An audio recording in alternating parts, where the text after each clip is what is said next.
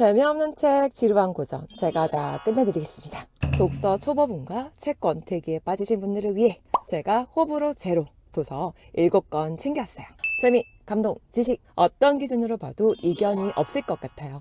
99.9%의 만족도를 자랑하는 책들. 이 7권 중 재미없는 책이 있다면 꼭 댓글 달아주세요. 첫 번째는 아이랑 같이 읽을 수 있는 어린이 소설이에요. 긴밤. 이미 SNS에서 나 진짜 이거 너무 감동받았다, 이건 진짜 호불호가 안 갈린다 로 아주 유명한 소설이죠. 이 책은 한마디로 말하면 한 코뿔소와 한 펭귄이 바다를 찾아 여행을 떠나는 이야기예요. 말만 들으면 단순한 동화 같지만 사실은 다릅니다. 이 책은 아이들을 위한 동화지만 어른들을 위한 성장담이기도 하거든요. 그래서 어른이 읽고 눈물을 훔치는 그런 책이기도 해요. 저도 아들하고 같이 읽었는데 아들은 전혀 안 좋아했는데 저 혼자만 막 울면서 봤어요. 이미 문학동네 어린이 문학상 대상을 받은 작품이라 작품성은 이미 인정받은 책이기도 해요.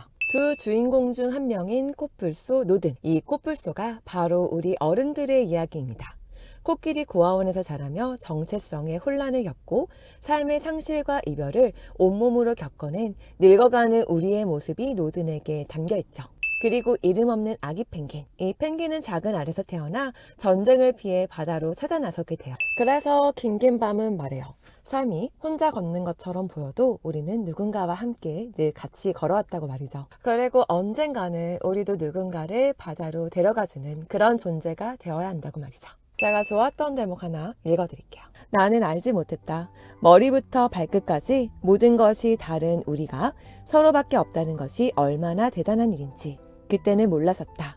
이제와 생각해보면 모든 것이 기적이었다. 읽다 보면 어린 왕자나 더 로드라는 책이 생각이 나실 수도 있어요. 진짜 호불호 제로인 책, 긴밤입니다. 두 번째 책입니다. 요즘 인간관계 어떠신가요? 힘들지 않으신가요? 상사와의 관계, 친구와의 대화, 혹은 가족과의 그런 다툼까지. 만약에 인간관계 스트레스가 심하시다면 바로 이 책이 정답입니다. 두 번째 책은 바로 데일 카네기 인간관계론. 이 책을 지은 데일 카네기의 별명은 모든 세상의 자기계발의 아버지예요. 워런 버핏이 자신의 인생을 바꿨다고 고백하고 있고 타임지가 선정한 최고의 책 에 선정되기도 한 그런 책입니다. 이 책이 사실 요즘 나온 책은 아니고요. 무려 90년 전에 이제 출간된 책이거든요. 하지만 시대를 넘어서서 여전히 인기가 있는 것은 다 이유가 있어요.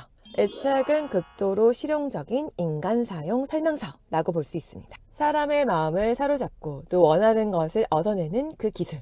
기분 상하게 하지 않고 상대의 기분을 바꾸는 그런 놀라운 기술들이 담겨 있거든요. 그래서 인간관계를 정말 제대로 배우고 싶다면 혹은 말을 잘하고 싶다면 누군가에게 환심을 얻고 싶다면 정말 이 책을 꼭 한번 읽어보세요. 진짜 이 책 한 권으로 다 배울 수 있습니다. 호불호 안 갈려요. 세 번째 책, 10년이 지나도 꾸준히 팔리는 인문학 스테디셀러. 책은 도끼다가 아직도 사랑을 받는 데는 다 이유가 있는 것 같아요. 저자인 광고인 박웅현 씨는 이렇게 말합니다. 책은 얼어붙은 감성을 깨는 도끼다. 사실 이게 유명한 카프카의 말이죠. 이 책은 독서를 파도 타기에 비유합니다. 파도 타기를 해보지 않았지만 독서는 파도 타기와 비슷하지 않을까 싶습니다. 파도 타기를 잘하면 재밌지만 잘못하면 물만 먹고 말 겁니다. 책도 마찬가지 아닐까요? 어떤 책은 찍어 읽어야 하고 어떤 책은 흘려 읽어야 하고 어떤 책은 문맥으로 읽어야 하는데 그게 잘 안 잡히면 책이 재미없는 겁니다. 빨리 읽는 것이 아니라 천천히 마음을 울릴 그런 문장들을 발견하면서 읽는 것. 그리고 책을 그렇게 읽어야만 인생을 바꿀 수 있다고 이 책은 말합니다. 그래서 책은 도끼다는 단순한 인문학 강연집이 아니라 지금의 나를 더 단단하게 만드는 그런 깊이 있는 독서가 담겨있는 그런 책이에요. 어떤 책을 읽어야 삶이 풍요로워지는지, 왜 인문학이 결국 우리를 더 좋은 사람으로 만드는지 차분하게 그리고 강하게 일깨워줍니다. 그래서 이 책은 지금도 호불호가 절대 갈리지 않는 인문학 필독서예요. 네 번째 책은 조금 두껍습니다. 인간이 도달할 수 있는 가장 광활한 지혜를 원하시나요? 전 세계 6억 명의 시청자를 매료시킨 사람이 줍니다. 바로 칼 세이거. 그런 그의 불멸의 우주에 대한 고전, 코스모스입니다. 왜 이 책이 호불호 제로인지 해외 리뷰어들의 리뷰를 들어보면 답이 나옵니다. 지루한 과학서? 코스모스는 그런 책이 아니다. 천문학, 역사, 생물학, 철학 모두를 섞어 궁극적으로 우리를 알기 위한 여정이다 라고 말이죠. 특히 칼 세이건은 이 책에서 7살 아이도 이해할 수 있도록 아주 쉽게 책을 쓴 것으로 유명해요. 아주 명쾌하고 시적인 언어를 사용하거든요. 그래서 우주 안에서 인간의 연약함과 아름다움을 동시에 보여주는 그런 책이라고 볼 수 있습니다. 제가 한 문장 읽어드릴게요. 탐험의 욕구는 인간의 본성이다. 우리는 나그네로 시작했으며 나그네로 남아있다. 인류는 우주의 해안에서 충분히 긴 시간을 꿈을 대며 꿈을 키워왔다.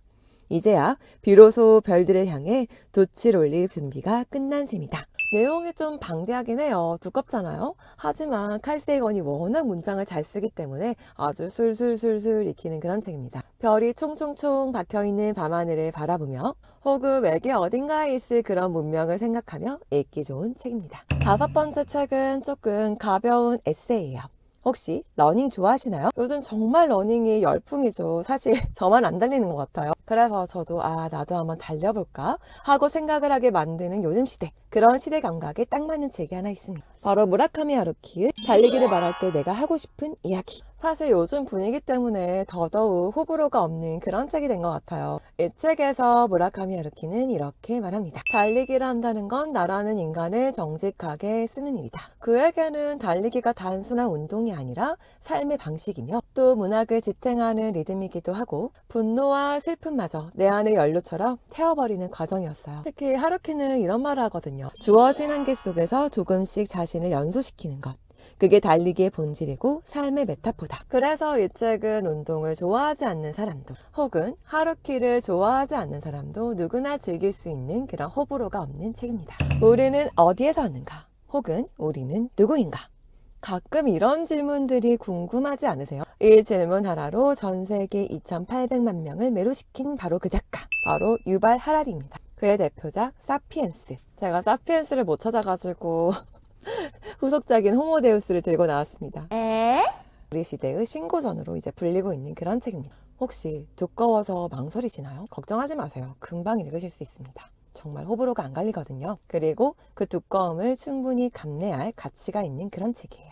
사피엔스는 역사책이 아니라 인간이라는 종을 다시 한번 재정의하는 그런 책입니다. 언어와 허구를 믿는 능력으로 지구의 지배자가 된 인간.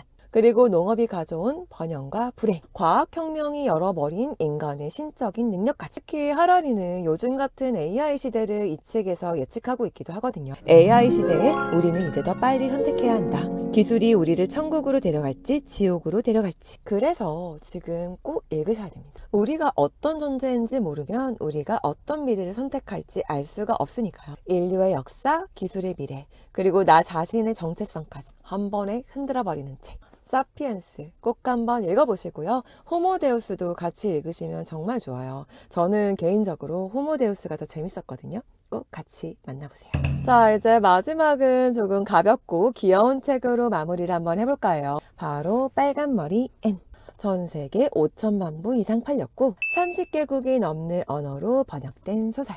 한 세기가 지나도 여전히 호불호 제로로 사랑받는 책. 제 생각에는 고전 중에 가장 호불호가 안 갈리지 않을까 싶은 그런 책인데요. 모두가 알듯이 빨간머리에는 고아인 앤 셜리가 초록지붕 집에 오게 되면서 벌어지는 그런 이야기를 담고 있어요. 특히 이 책은 자기 자신으로 살아도 괜찮아 라고 말해주는 그런 책입니다. 그래서 성장소설의 교과서라고도 불리는 그런 책이죠. 상상력이 너무 풍부해서 사고만 치는 소녀.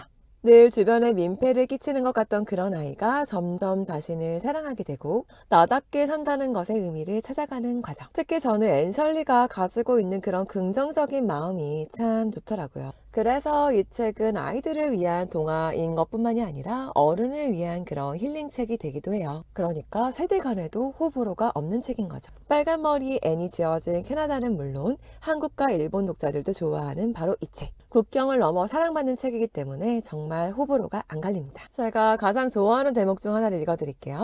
나중에 알아볼 것들을 생각하는 일도 근사하지 않나요? 살아있다는 게 기쁘게 느껴지거든요. 세상엔 재미있는 일이 참 많아요. 우리가 모든 것을 다 안다면 재미가 반으로 줄어들 거예요. 아니 이런 말을 하는데 어떻게 안 사랑할 수가 있겠어요. 호불호 없는 위로 최고의 소설 하면 저는 단연 빨간머리에는 꼽고 싶네요. 지금까지 호불호 없는 책 7권을 소개해드렸습니다. 이 책들은 다 다르지만 공통점이 하나 있어요. 읽는 사람의 마음을 좀 더 좋은 곳으로 데려가 준다는 거. 그리고 아직 소개해드리지 못한 다른 좋은 책들도 많은데요. 어서오세요 휴남동 서점입니다. 모순, 숨결이 바람들 때, 아몬드, 가재가 노래하는 곳, 나미야 잡화점의 기적, 도파민 네이션, 연금술사, 순례주택, 동물농장, 밝은 밤, 죽음의 수용소에서. 이런 책들도 SNS에서 흔히 호불호 없는 책으로 사랑받는 그런 책들이죠.